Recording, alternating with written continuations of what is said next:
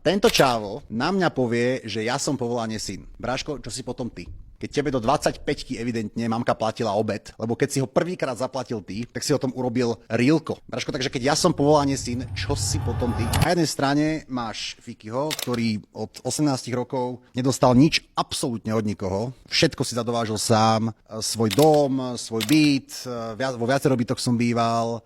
O všetko som sa vždy staral sám. Od svojich 18 alebo 19 rokov som od nikoho nedostal ani cent. Jediná vec, čo som kedy dostal, je starý bavorák, ktorý môj otec prestal používať, ktorý mal hodnotu možno 15 až 20 tisíc v tom čase a namiesto toho, že by ho predal, tak mi ho dal. Neviem, až to bolo aký sviatok, alebo to bolo, keď som zmaturoval, neviem, niečo také. Na druhej strane máš Oskyho, ktorý síce nemá známeho otca, ktorý by porozprával niekde verejne, čo všetko mu dal, ale vieme minimálne, že Osky prvýkrát zaplatil účet za svoju mamu, keď mal 26 rokov, asi minulý rok, neviem, kedy dal na Instagram, jak sa z toho tešil, že pozval mamku do UFA. Takže máš Fikyho, ktorý od 19 nič nedostal, a svojej mame pravidelne posiela peniaze, by the way, už od svojich nejakých 22 rokoch možno. A na druhej strane máš Oskyho, Fiky dostal jedno staré auto od svojho otca. Nebolo to tak, že by mi môj otec kúpil nové auto, on mi dal svoje staré auto.